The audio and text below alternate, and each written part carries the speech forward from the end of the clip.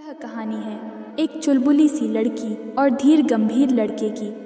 लड़की के लिए प्रेम संसार की सबसे खूबसूरत भावना है, वहीं लड़के को प्रेम शब्द से ही नफरत है। जिंदगी के एक मोड़ पर दोनों टकराते हैं और फिर शुरू होती है इन दोनों की तकरार। यह देखना रोचक होगा कि प्रेम जीतता है या प्रेम से नफरत करने वाला।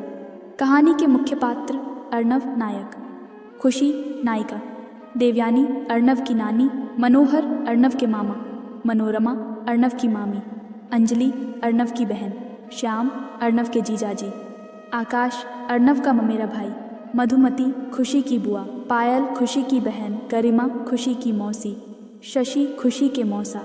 संगीत की तेज धुन से पूरा कमरा गूंज रहा था। धुन इतनी अधिक तेज थी कि जिसके कारण कमरे की खिड़कियों के शीशे हिल रहे थे। न सिर्फ खिड़कियों के शीशे बल्कि कमरे में रखा हर एक सामान इस तरह से थरथरा रहा था मानो हर एक सामान संगीत लहरियों पर थिरक रहा हो। सामान के साथ ही एक छरहरी काया भी थिरक रही थी। संगीत में पूरी तरह मग्न, हाथों में झाड़ू को गिटार की तरह लिए हुए वह लड़की किसी पॉप स्टार की नकल करते हुए अपनी ही धुन में व्यस्त थी।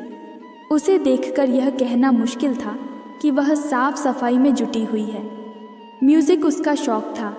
उसके हर दिन की शुरुआत धूम धड़ाके के साथ ही होती थी। बचपन से ही वह सिंगर बनने का सपना देखा करती थी और सपना देखते हुए ही वह अब 22 वर्ष की हो गई है। उम्र में तो वह बढ़ती चली गई, लेकिन उसका बचपना ज़रा भी कम नहीं हुआ। उसकी शरारतों से सभी के चेहरे खिल जाते, सिवाय उसकी अपनी मौसी गरिमा के। किसी रमता जोगी की भांति वह अपनी ही मस्ती में व्यस्त थी।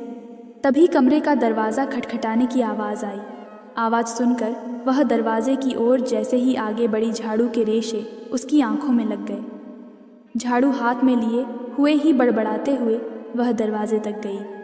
आंखें मलते हुए उसने नाराज़गी जताते हुए दरवाज़ा खोला और झाड़ू को तलवार की तरह तान कर बोली, जीजी फिर से आ गए तुम डिस्टर्ब करने। एक सख्त आवाज़ उसके कानों में गूंजी। अब बस यही देखना बाकी रह गया था। रुक क्यों गई कंतुशी? आवाज़ सुनकर कंतुशी की दोनों आंखें खुल गईं।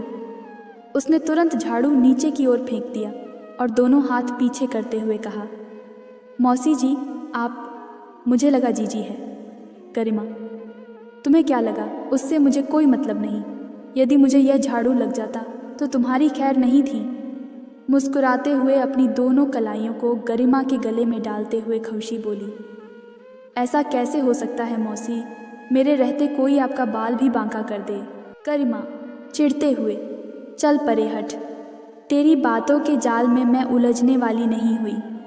मैं तो बस यह कहने आई थी कि आज पायल को लड़के वाले देखने आ रहे हैं। उस दिन की तरह पायल के साथ मत रहना कि लड़के वाले तुम्हें पसंद कर लें।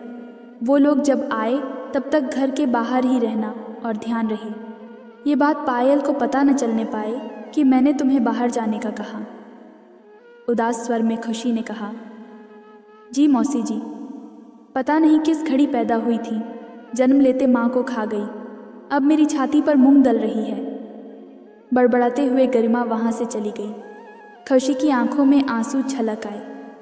गरिमा अक्सर जली कटी बातों से खुशी के चंचल मन को आहत कर दिया करती थी।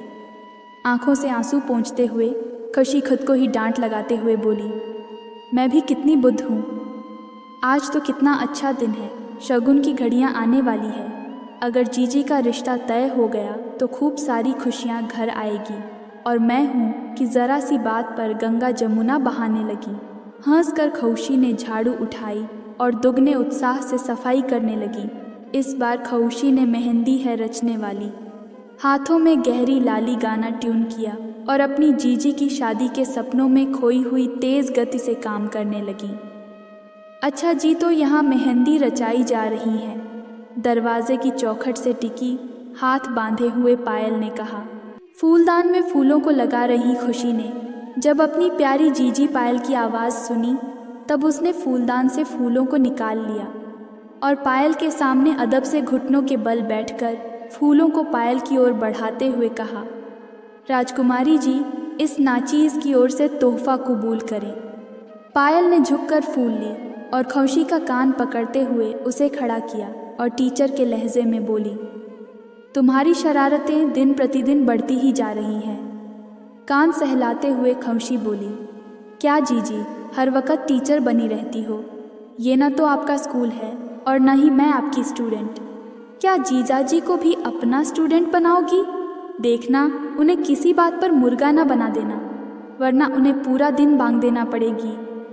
कहकर खौशी सोफे के पीछे चली गई। रुक, तुझे अभी मज़ा चखाती हूँ, अभी से तुझे अपने जीजाजी की फिक्र होने लगी। कहकर पायल खौशी के पीछे दौड़ी। दोनों बहनें सोफे के चक्कर लगाने लगी। जब दोनों ही थक गई तो एक साथ निडाल होकर सोफे पर बैठ गई। दोनों की सांस धौंकनी की तरह चल रही थी।